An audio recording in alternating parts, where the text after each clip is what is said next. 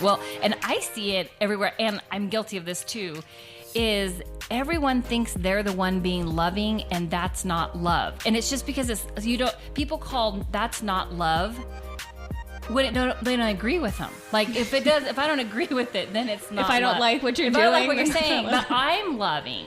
Right. Yeah. And so what I realize is like we're all in the box because we all think we're the loving one, and we have objectified the person and said, you're not loving, without ever hearing the conversation, never having a conversation about what the actual issue is.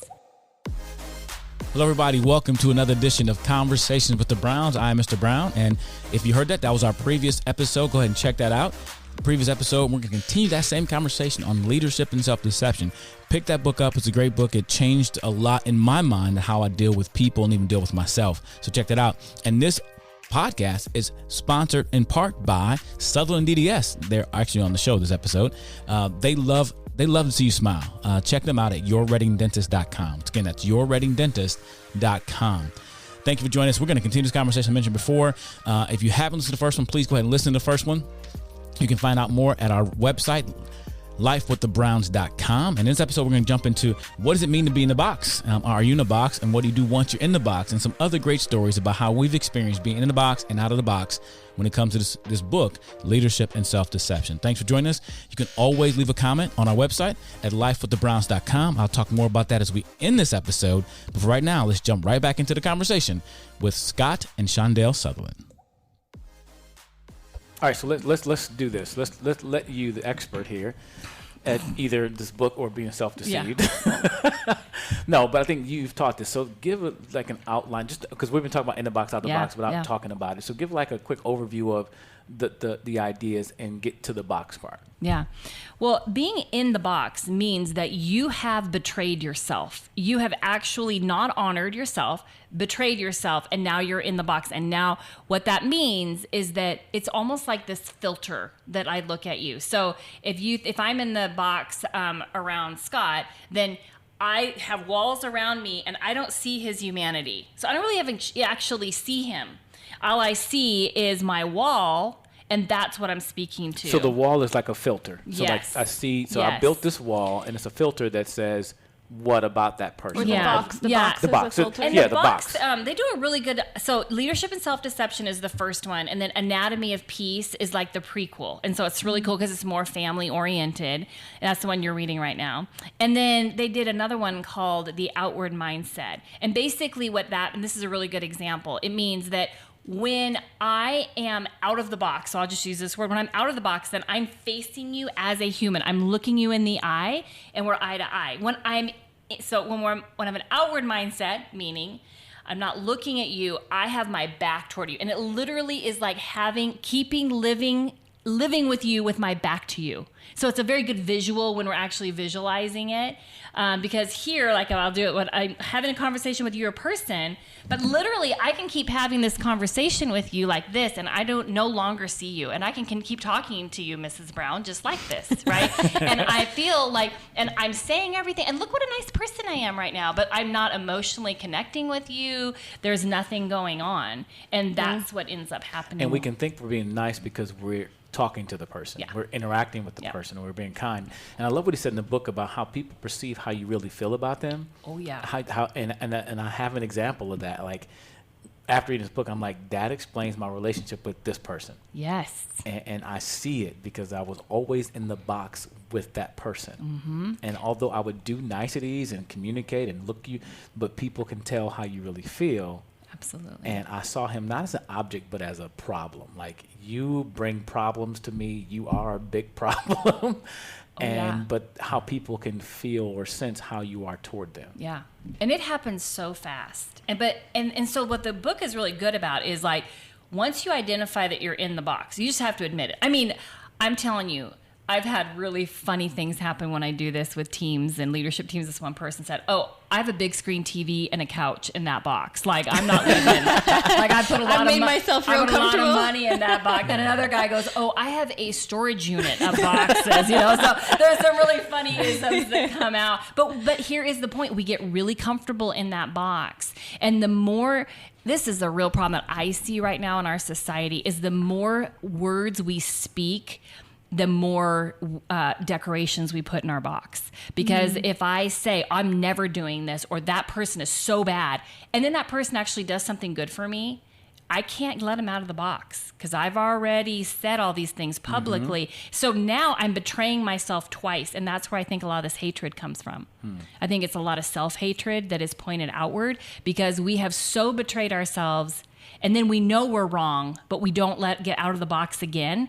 And now we hate ourselves, but we can't hate ourselves. So we got to hate other people. Right. And I like the idea that idea of self-justification, because even our kids do that naturally. Yeah. This is why I did that, because he did that, or because and we make ourselves feel good. Now, even as adults, we're still doing it. And I like the story in the book, and I really suggest people read this book.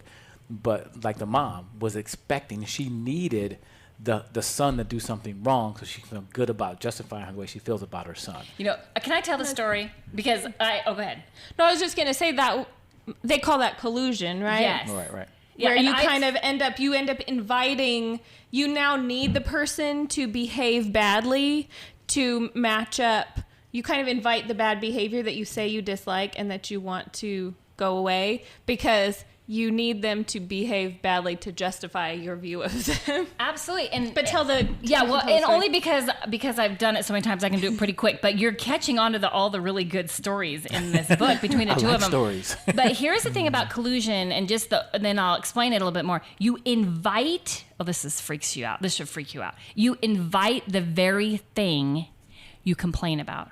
You must keep having your problems. So people have to keep their problems. Isn't that scary? Yeah, I see that really in students scary. a lot. And the students I work with, they need drama. Yes. They invite drama. And if they don't have it, they fabricate it because they have the dependency upon it. And some friends have lost friends because they refuse to give it to them. Yeah. And I think that's very unhealthy. Like the scary thing is, it is so easy for me to see that in my children. I see it all the time.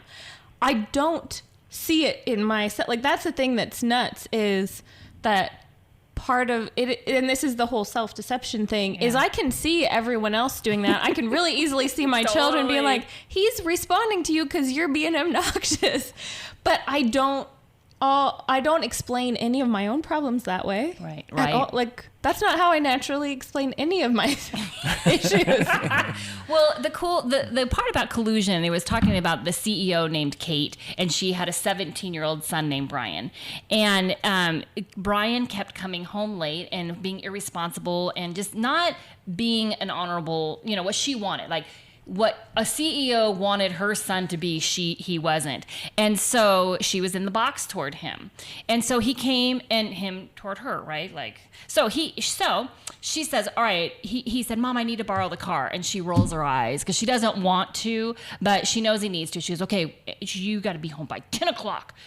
And she goes, it was a totally ridiculous curfew for him. She said, so what do you think, I just said, what do you think her husband did from 7 to 10? What was their conversation on the couch? How bad he is. He's going to be late. What they're going to do with him. So they spend 3 hours of their time talking about how bad this is going to be. How he's going to be late. How bad he is. Right? And she needed him to be bad. She needs him to be bad, but the kid shows up at 9:57, rolls in, throws the car keys out, and goes, "Did it."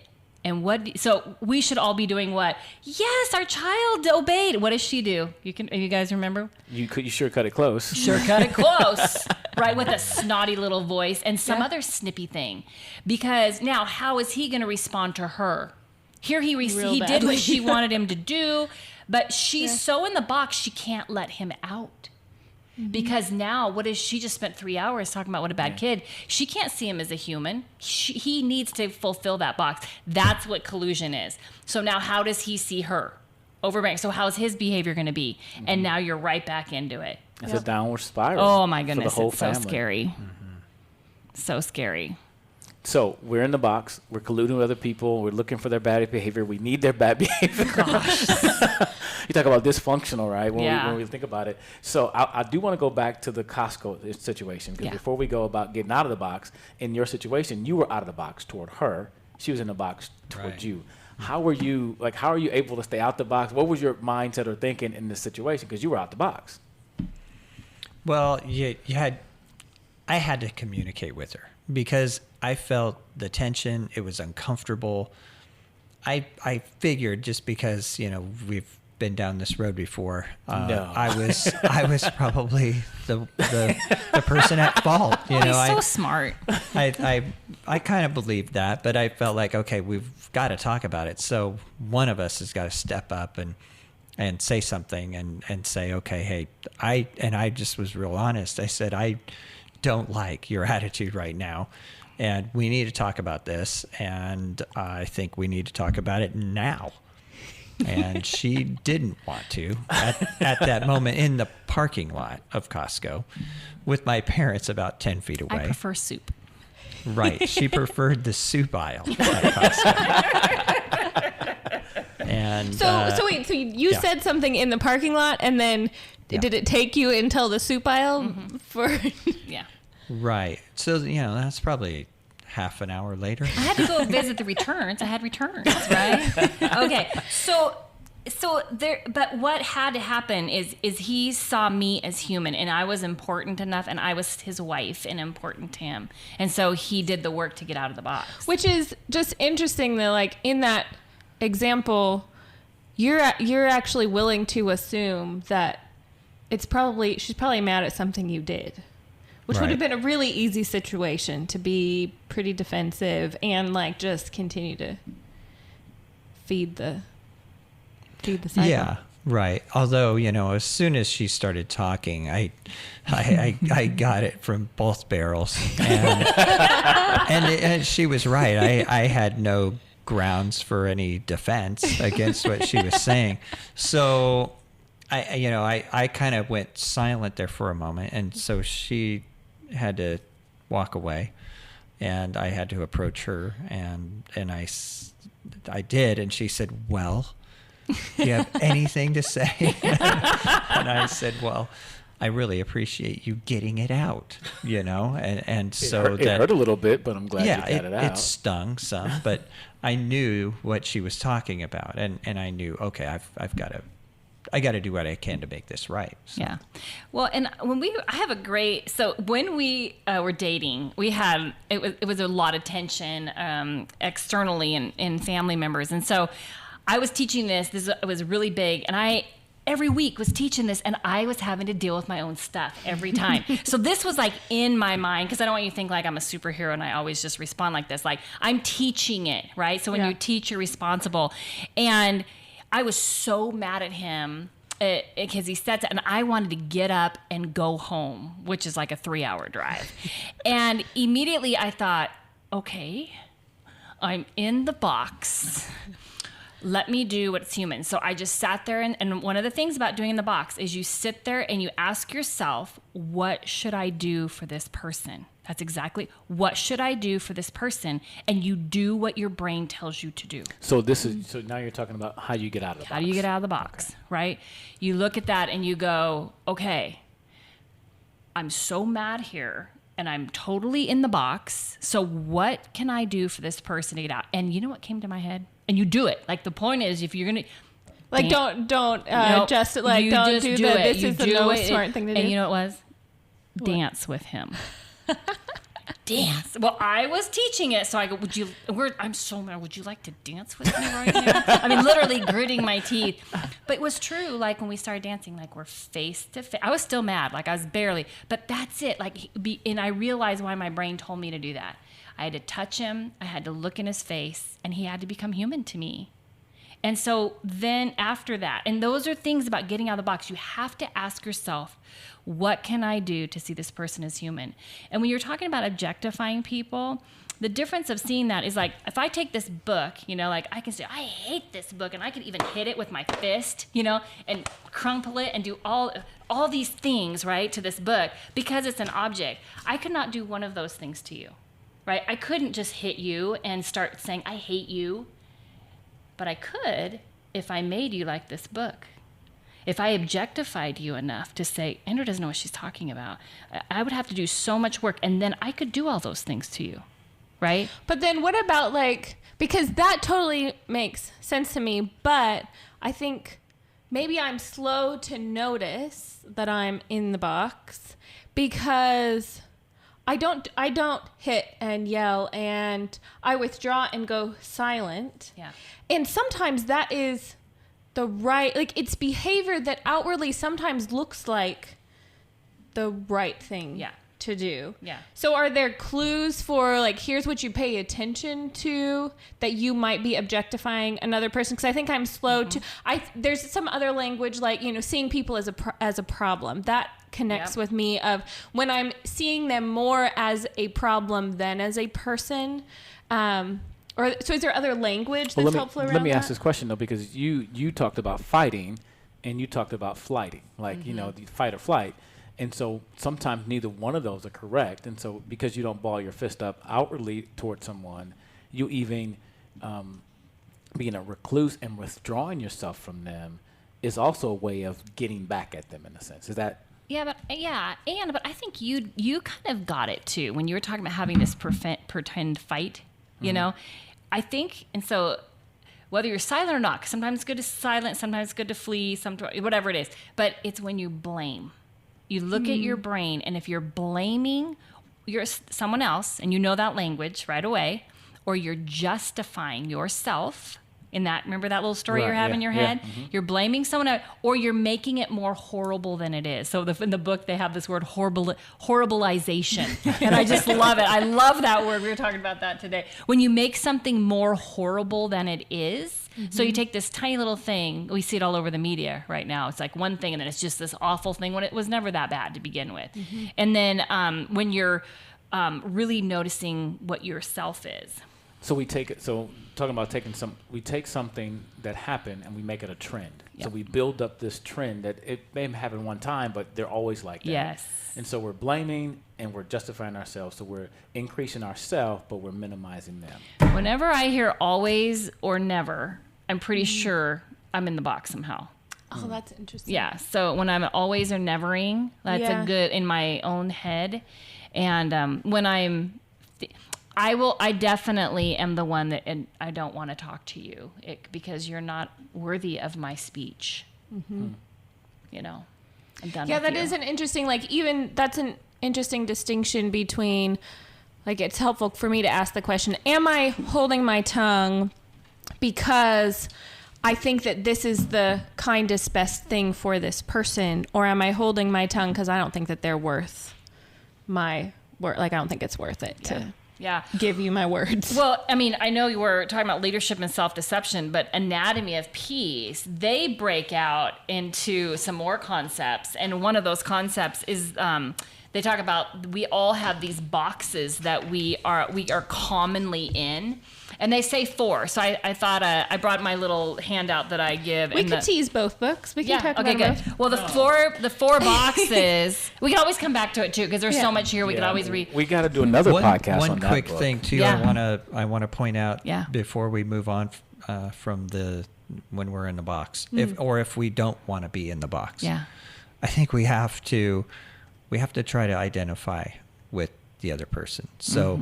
So in the case of with me and Shondell, and she was acting very quiet and rude and be careful, so be careful to me because of what I had kind of been doing. I somewhat ignoring her and that kind of thing, which is bad. I'm not saying what I did was right, and then I deserved it. For me to remain out of the box and to approach her in love. I had to hear her story. Yeah. I had to know, okay, where is she coming from? Because she's got to have something behind all this, because she doesn't just normally act like that. So I need to figure it out, what is going on. And I didn't like it, and I knew somehow it involved me.